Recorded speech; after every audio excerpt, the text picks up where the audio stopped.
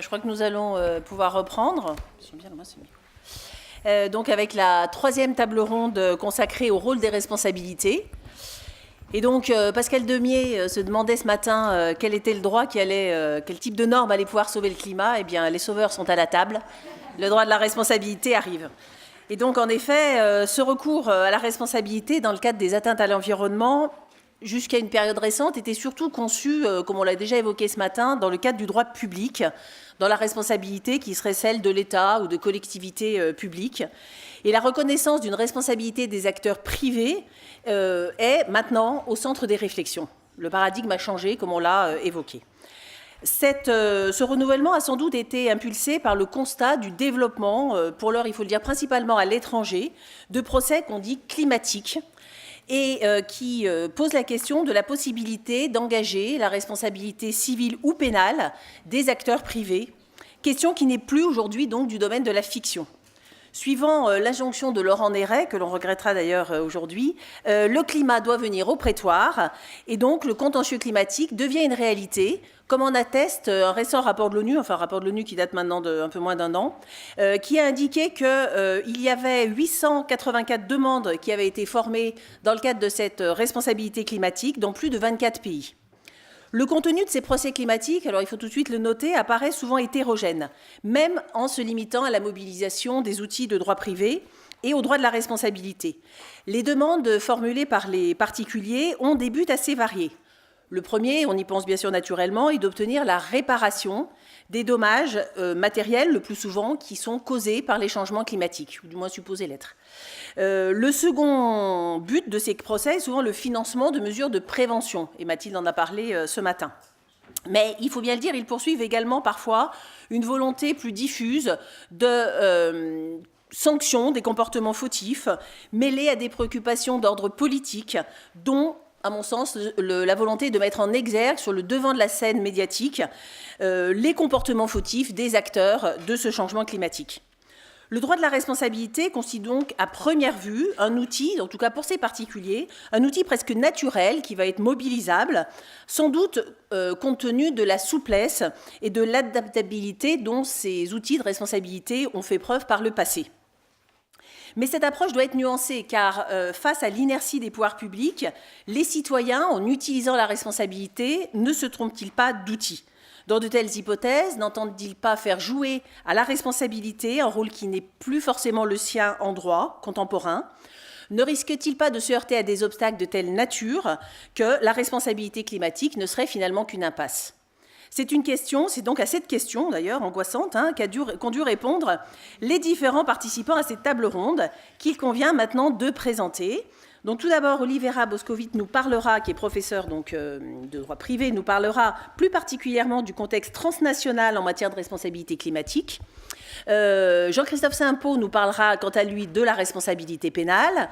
Nicolas Rias était en charge d'une réflexion sur le devoir de vigilance.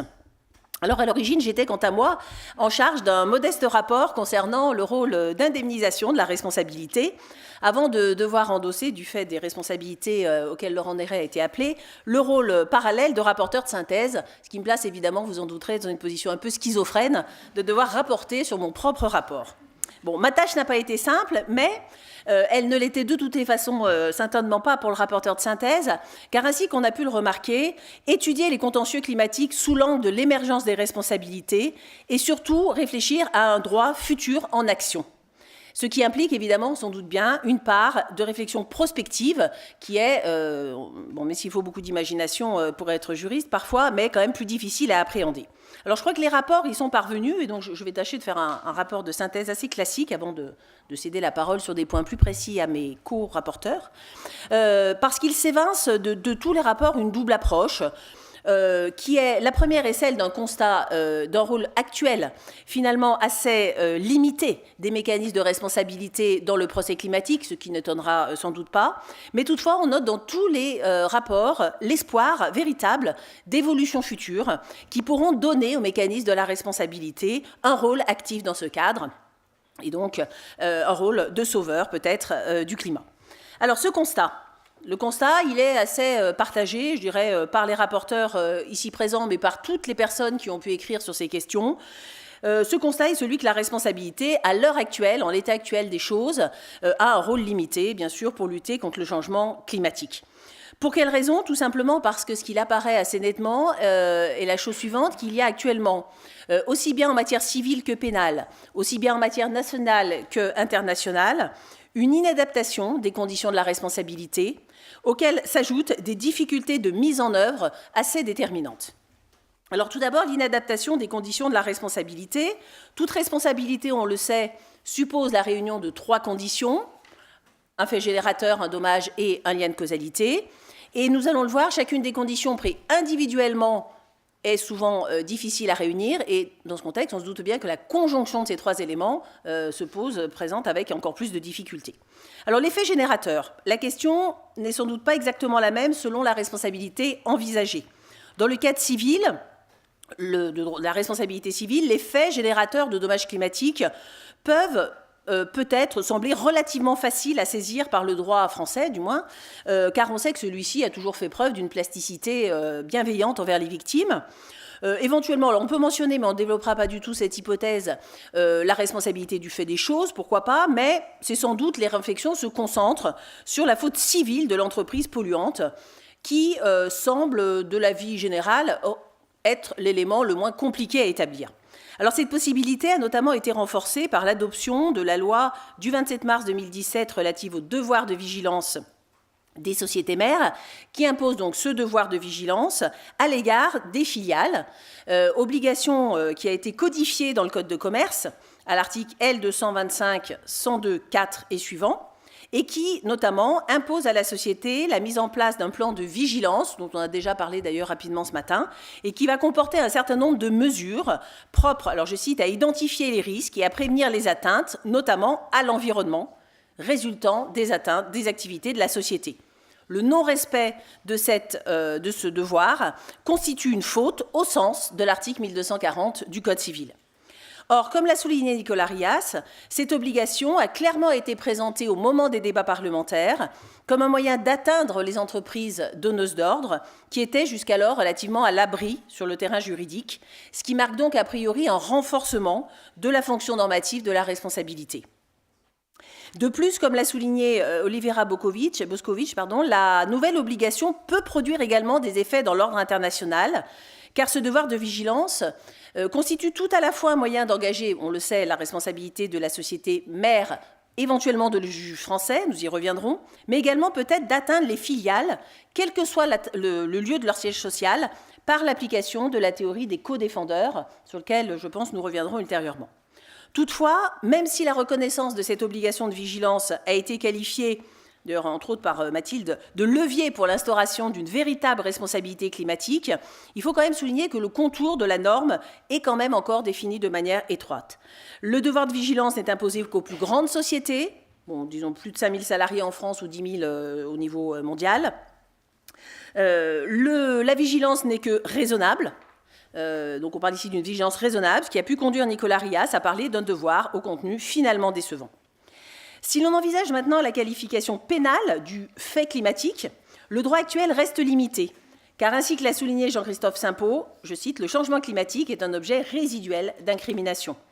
Les infractions de risque sont en effet le plus souvent peu efficaces, soit parce que les conditions de leur application apparaissent peu adaptées à saisir le changement climatique, comme par exemple dans le cas de la mise en danger d'autrui, soit parce que les sanctions prévues sont assez faibles, comme on peut le citer dans le cas de l'infraction spécifique prévue à l'article L222 du Code de l'environnement qui est relatif à la pollution atmosphérique et qui relève d'un droit pénal contraventionnel qui est faiblement sanctionné. Lorsqu'on envisage maintenant les infractions dites de dommages climatiques, ce qui suppose qu'une atteinte à l'homme ou au bien ait été constatée, eh bien celles-ci pourront être plus facilement appréhendées sans doute sur le terrain du fait générateur, mais poseront des difficultés d'identification du responsable et au regard du lien causal dont nous reparlerons ultérieurement. Donc la question du fait générateur n'est pas, malgré tout, la plus déterminante.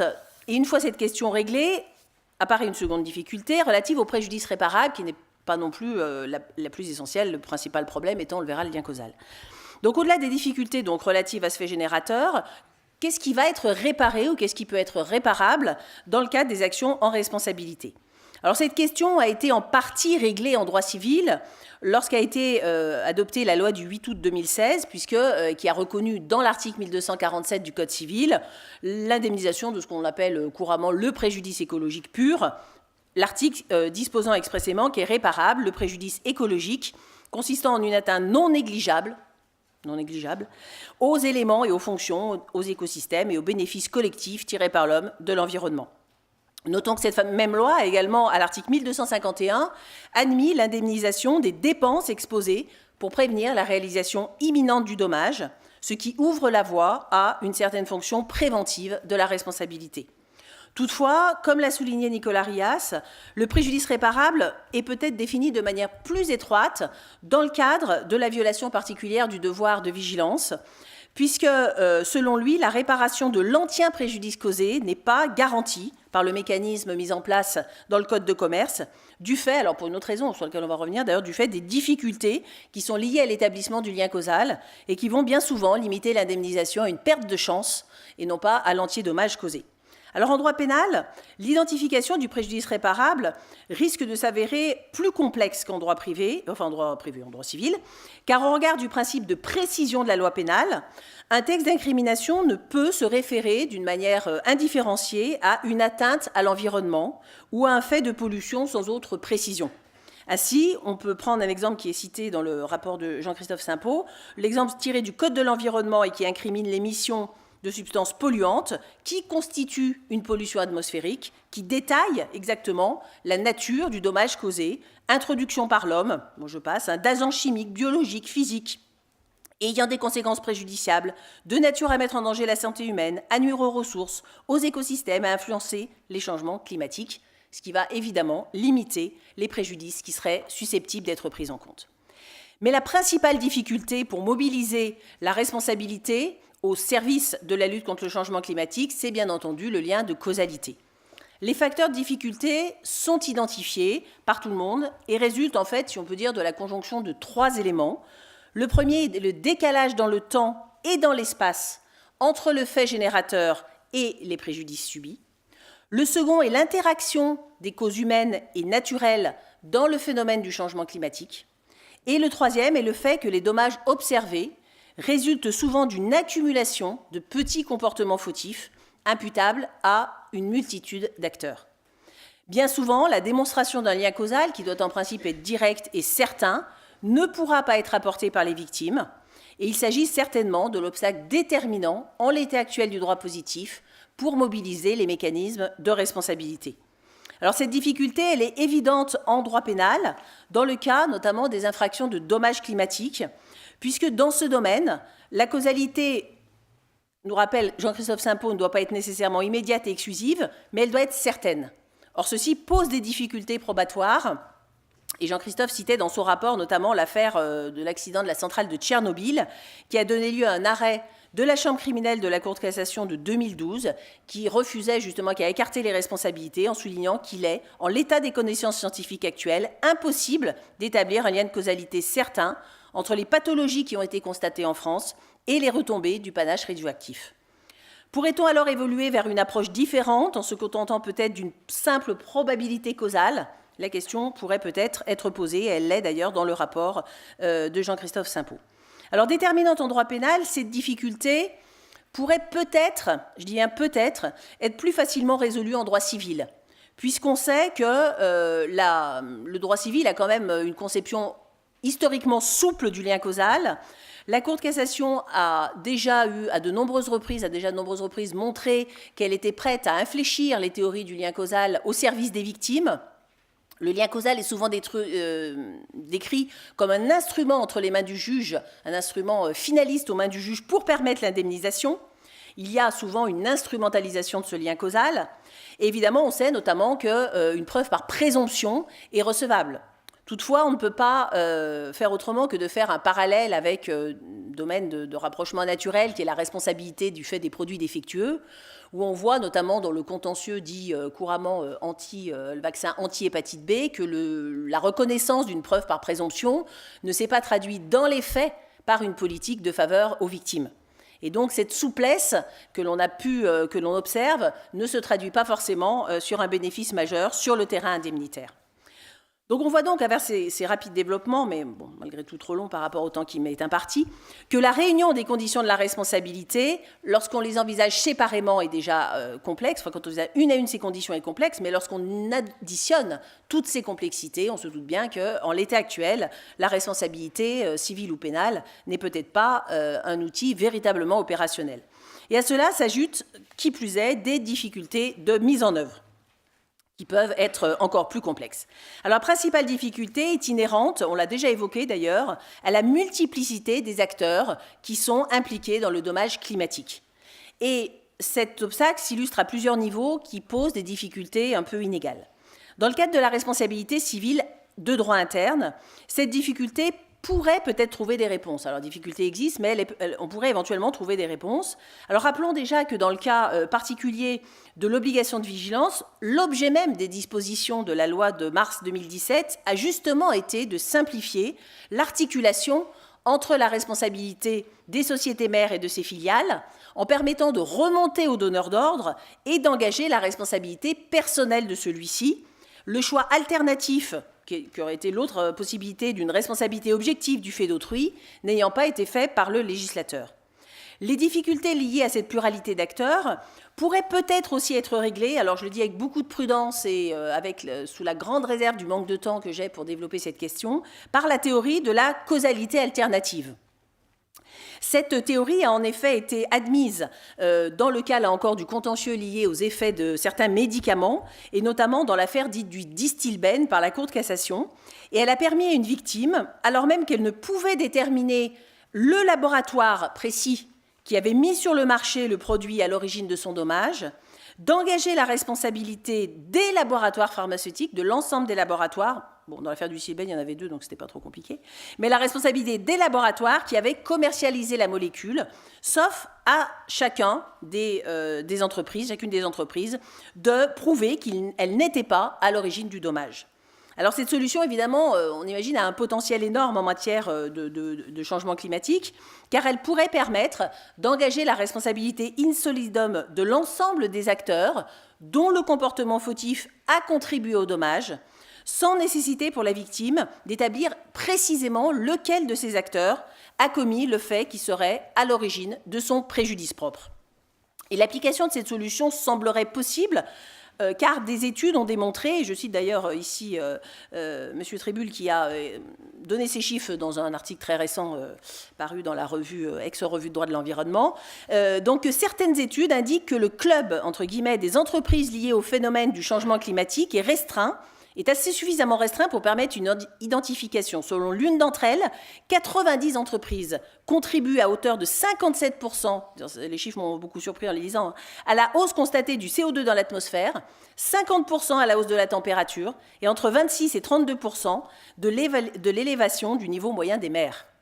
Donc on imagine que cette théorie pourrait prospérer dans ce cadre. Alors certes, elle n'est pas à l'abri des critiques, sa transposition en droit de l'environnement ne pourra pas se faire sans précision, mais cela peut constituer un espoir pour les victimes de changements climatiques, parce que cela permettrait de contourner en partie les questions liées à la difficulté d'identification de l'auteur précis du fait, enfin s'il existe d'ailleurs, du fait dont la victime souffre.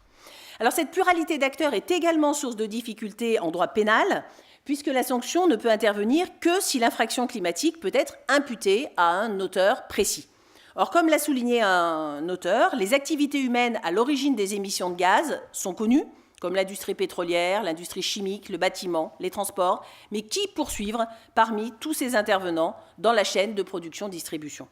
Comment concilier cette pluralité d'intervenants avec un des grands principes du droit pénal, celui de la responsabilité du fait personnel ? Des solutions existent sans doute, nous y reviendrons dans la partie plus prospective du rapport, mais elles supposent, on le verra, une certaine imagination et peut-être une certaine modification des règles de droit. Alors cette difficulté de mise en œuvre, elle s'accroît de la responsabilité, elle s'accroît encore lorsque celle-ci est envisagée dans le cadre international Et comme l'a détaillé le rapport de Mme Boscovitch, viennent s'ajouter ici aux questions déjà évoquées une triple difficulté liée à la compétence internationale des juridictions, à la détermination de la loi applicable et à la reconnaissance et à l'exécution des décisions étrangères qui vont souvent, l'ensemble de ces problèmes pouvant constituer un obstacle à l'application de la loi du pays qui est souvent le plus favorable aux intérêts, enfin il faudrait le préciser, mais qui est souvent celle de l'entreprise multinationale défendresse à l'action, surtout si celle-ci a son siège en France ou globalement en Europe. Alors concernant la première question, celle de la compétence internationale, apparemment la compétence d'une juridiction européenne pourrait être retenue en application des règles du règlement Bruxelles 1 bis, dès l'instant où l'entreprise défendresse a son siège dans l'Union européenne. Et ainsi, on peut citer une affaire que Mathilde, je crois, a déjà mentionnée, qui est l'affaire Lilouya contre RWE, où justement le juge allemand s'est reconnu compétent pour juger de la responsabilité d'un producteur d'électricité allemand, action intentée par un fermier péruvien qui souffrait des effets du réchauffement climatique. Comme nous l'avons déjà évoqué, la loi du 27 mars 2017 sur le devoir de vigilance permettrait peut-être d'ailleurs d'étendre cette compétence du juge à toutes les filiales de la société qui ont leur siège, si la société elle-même a son siège union de l'Union, par l'application justement de la théorie déjà mentionnée des co-défendeurs. Alors la situation est en revanche plus complexe lorsque le défendeur n'a pas son siège dans l'Union, surtout lorsque le dommage n'aurait pas eu lieu, si on envisage le cas de la France, en France ou dans un autre pays, hypothèse dans laquelle la compétence d'un juge français, d'après Oliveira, reste pratiquement exclue, si je ne dénature pas ses propos, mais elle aura l'occasion de le repréciser sans doute par la suite. Alors une fois tranchée cette question de compétence, apparaît la seconde question, celle de la loi applicable à l'action, action qui, là je crois qu'il n'y a pas de discussion là-dessus, a priori est, du moins dans la majorité des hypothèses, de nature extra-contractuelle. Or, comme cela a été souligné dans le rapport consacré à cette question, l'enjeu est de taille car, sauf exception, la loi désignée par la règle de conflit régira tous les éléments de l'action, au moins les plus importants. Alors, afin de favoriser la réparation des atteintes à l'environnement, l'article 7 du règlement Rome 2 a laissé au demandeur une option entre la loi du lieu du dommage et celle du fait générateur, sous réserve de l'application impérative des lois de police du fort. Et la question qui est soulevée dans le rapport d'Oliveira est de savoir si le devoir de vigilance peut être considéré comme englobé dans une loi de police qui permettrait de mobiliser la loi du fort. Et la question est essentielle car si on devait apporter une réponse positive à cette question, elle permettrait, par exemple au juge français, qui serait saisi dans le cadre d'une action en responsabilité climatique, d'appliquer les dispositions précitées du Code de commerce, indépendamment de la localisation des éléments constitutifs du délit et de l'option du demandeur. Restent enfin les problèmes d'exécution des décisions, principalement lorsqu'elles proviendront d'États tiers. Celles-ci pourront être reconnues si elles remplissent 3 conditions: la compétence du juge étranger, la conformité de la décision à l'ordre public international français et l'absence de fraude. Toutefois, la décision ne pourra être exécutée qu'à l'encontre du défendeur qui a été condamné par la décision étrangère. À cela, alors je le mentionne juste, peuvent être éventuellement ajoutées, dans une logique plus de droit interne, des difficultés procédurales comme la certitude de la qualité à agir, puisque le problème est que les actions qui sont liées au climat sont souvent très proches d'actions populaires qui posent évidemment des difficultés, on le sait, mais sur lesquelles je n'insisterai pas, pour la bonne raison que la question n'a pas été évoquée dans les rapports. Ce qui m'arrange.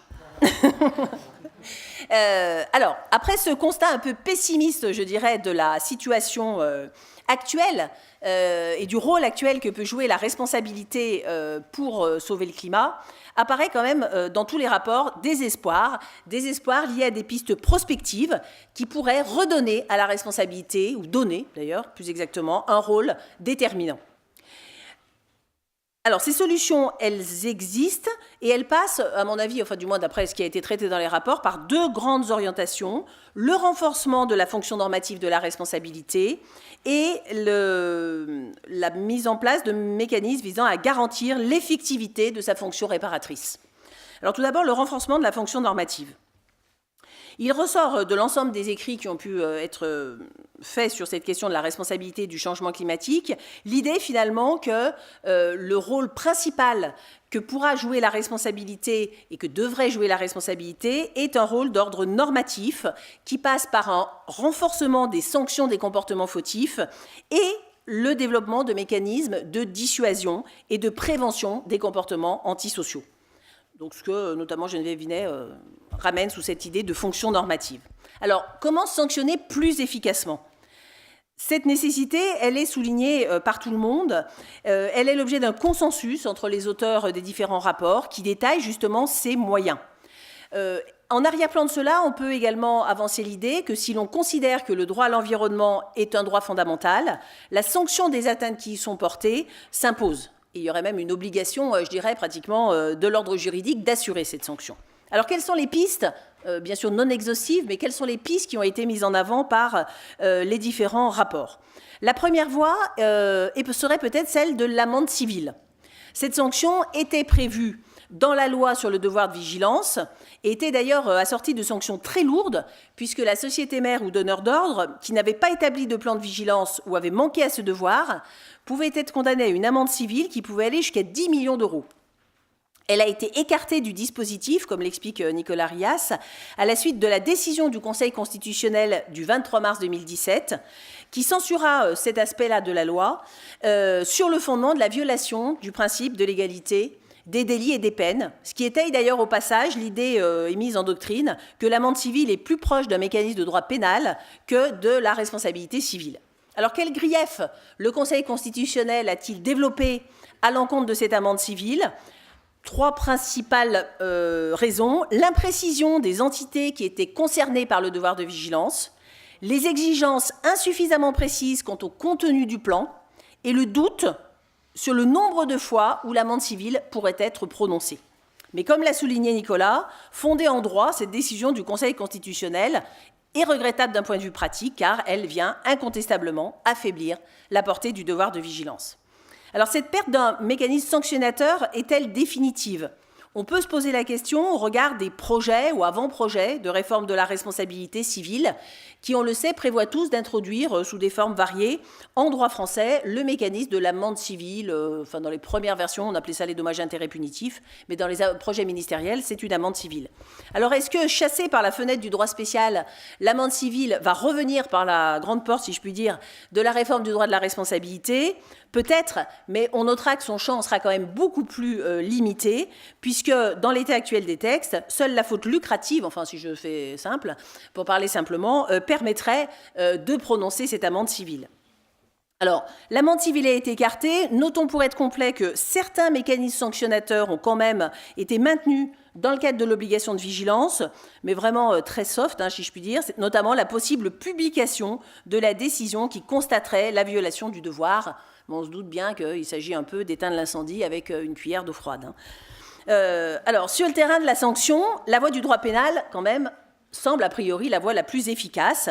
Et donc, le rapport de Jean-Christophe Simpeau s'interroge sur les moyens qui pourraient permettre de garantir l'effectivité de la sanction qui, en fait, concrètement, est très souvent bloquée par des questions d'imputabilité, de causalité, mais là, on va surtout développer cette question d'imputabilité. Alors, Jean-Christophe évoque plusieurs techniques qui pourraient éventuellement permettre de pallier les difficultés que pose cette pluralité d'intervenants et qu'il aura peut-être l'occasion de développer, la théorie de la coaction, le recours à la responsabilité pénale des personnes morales ou encore la responsabilité dite attitrée.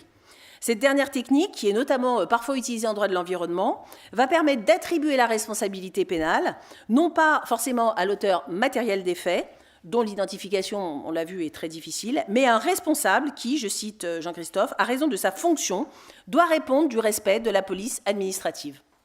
Cette responsabilité que Jean-Christophe qualifie de fonctionnelle pourrait-elle être généralisée dans le domaine de l'environnement ? Ne devrait-on pas envisager une intervention législative pour déterminer, c'est une question que soulève Jean-Christophe, par l'effet de la loi, une hiérarchisation des responsables, à l'instar de ce qui existe notamment en matière des infractions de presse, autant de pistes évoquées qui pourraient éventuellement permettre d'améliorer l'effectivité de la sanction pénale. Mais au-delà de cette sanction, c'est surtout la possibilité de développer des fonctions préventives de la responsabilité qui doit faire l'objet de réflexion. Il s'agit en effet là, et Mathilde l'a déjà dit ce matin, d'un des enjeux essentiels de la problématique de la responsabilité climatique, car l'efficacité de celle-ci serait évidemment accrue si l'on parvenait à prévenir l'apparition des dommages et non pas simplement à sanctionner ceux qui se sont déjà réalisés. Et d'ailleurs, Axel nous disait ce matin qu'au demeurant, je crois que c'est toi Axel, que cela serait même moins coûteux pour les assureurs que de finalement indemniser a posteriori. Alors, les questions sont complexes, on n'aura pas le temps de toutes les voir. La première question est de savoir, la plus simple, si le juge peut décider l'indemnisation de mesures de prévention qui auraient été prises par les particuliers pour lutter contre le changement climatique. Et d'ailleurs, il y a des exemples en droit étranger de ce type d'action. Alors, cette possibilité, elle semble ouverte en droit français, notamment, on l'a déjà dit, dans le cadre de l'article 1251, qui englobe dans le préjudice réparable les dépenses exposées pour prévenir la réalisation imminente d'un dommage. Solution d'ailleurs que tous les avant-projets et projets de réforme de la responsabilité envisagent de généraliser en droit commun. Mais je dirais que ce n'est pas la question la plus importante. La principale question, elle est de savoir si une personne peut voir sa responsabilité engagée pour un comportement qui crée un risque de dommage futur, puisque la possibilité de fixer le curseur de l'intervention du juge en amont de l'atteinte à l'environnement est évidemment au cœur des problématiques de la responsabilité climatique. Alors cette fonction de la responsabilité est admise à des titres un peu variés dans les projets de réforme, mais existe-t-elle déjà dans notre droit? Alors la question s'est notamment posée au sujet de l'obligation de vigilance, où la doctrine a débattu, et il n'y a pas d'accord d'ailleurs, du fait de savoir si dans ce cadre, une société mère pourrait être déclarée responsable pour ne pas avoir fait preuve de suffisamment de vigilance dans la prévention d'un risque de dommage.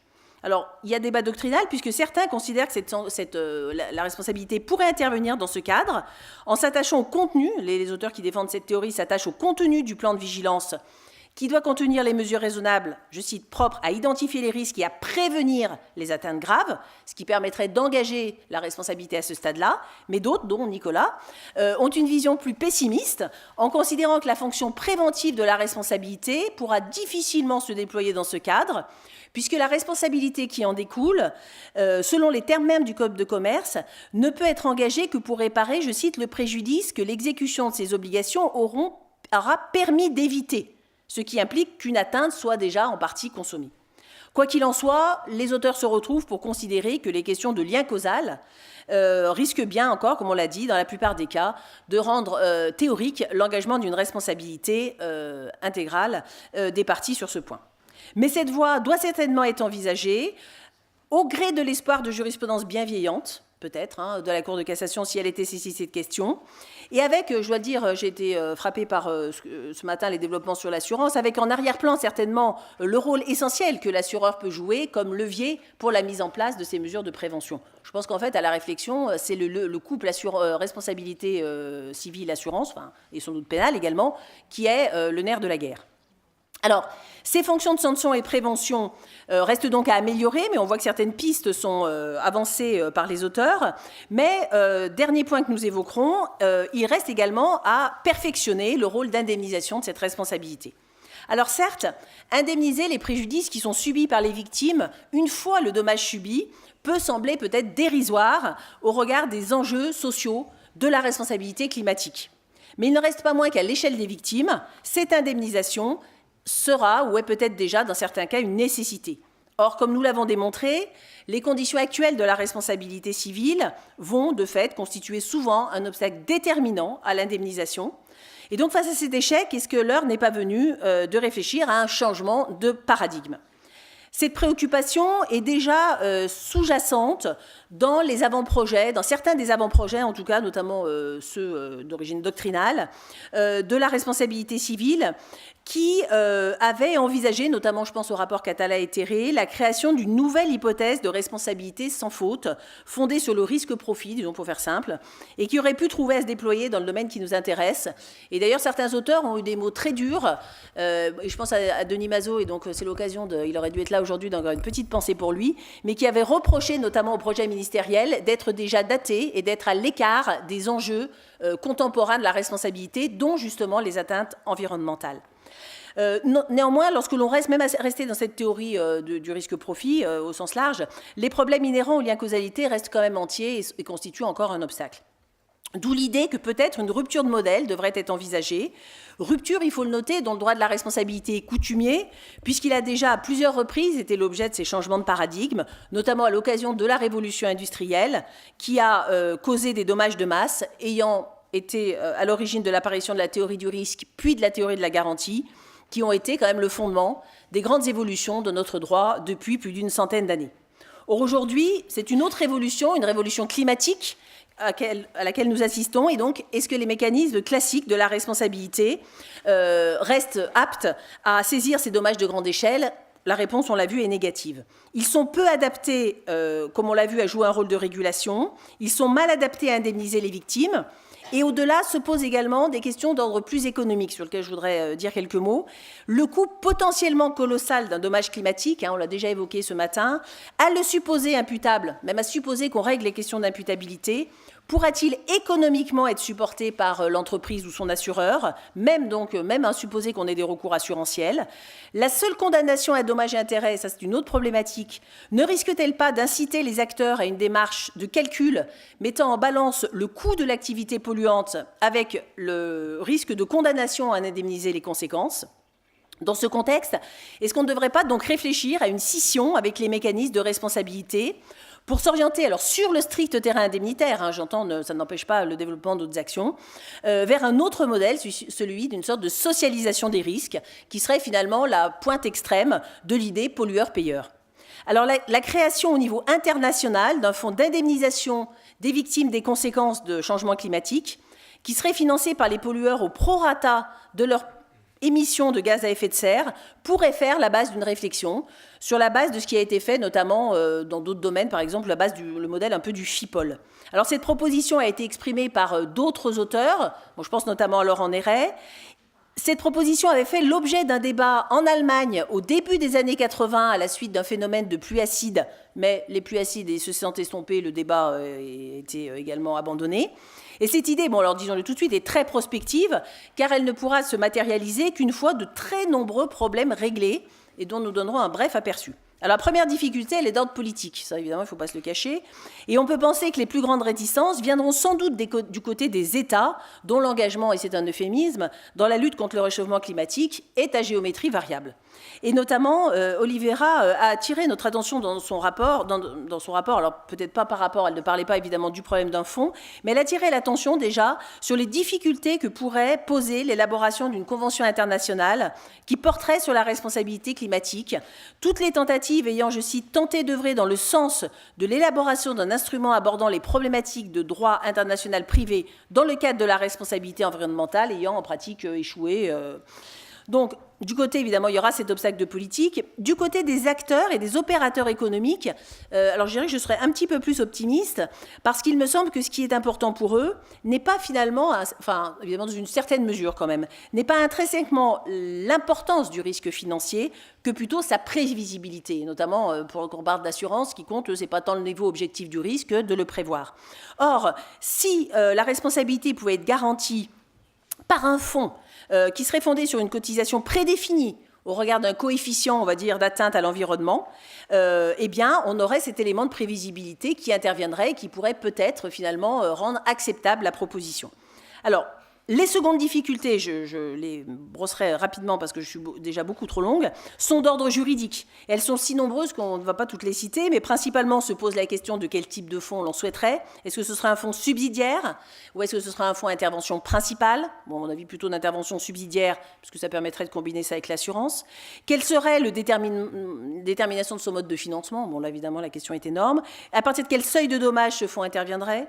À cela doit ajouter un argument un peu moins juridique, qui est le risque, évidemment, à prendre en compte de déresponsabilisation des auteurs de dérèglements climatiques, qui pourraient se désintéresser des effets de leur émission polluante en contrepartie de leur contribution au fonds, qui serait comprise comme une sorte de droit à polluer. Alors là, il existe quand même sans doute des solutions pour pallier ce risque. On peut penser notamment à fixer la cotisation au prorata du coefficient de pollution, donc qui pourrait avoir un effet incitatif. On a un peu le même mécanisme dans le domaine des accidents du travail en droit français. On pourrait éventuellement, évidemment, coupler, et ça me paraît une nécessité, cette proposition de fonds avec un renforcement des sanctions précédemment évoquées. On pourrait sans doute jouer également sur la possibilité d'un recours du fonds dans les cas de fautes graves des pollueurs, et également jouer sans doute sur les mécanismes assurantiels pour pouvoir jouer un effet plus grand de sanction. Mais bon, j'ai déjà été beaucoup trop longue, et donc je vais maintenant conclure en soulignant que face à l'urgence climatique, et notamment si on lit le dernier rapport du GIEC qui a opéré le constat, alors je cite, implacable de la montée des dérèglements climatiques et du retard pris pour les contrer, il convient sans doute, je dirais, de mobiliser les juristes, de faire preuve de la plus grande imagination. Et pour reprendre une citation connue, issue d'un film, il faut que tout change pour que rien ne change. Donc changeons le droit de la responsabilité pour que rien ne change, je dirais, sur notre planète. Merci.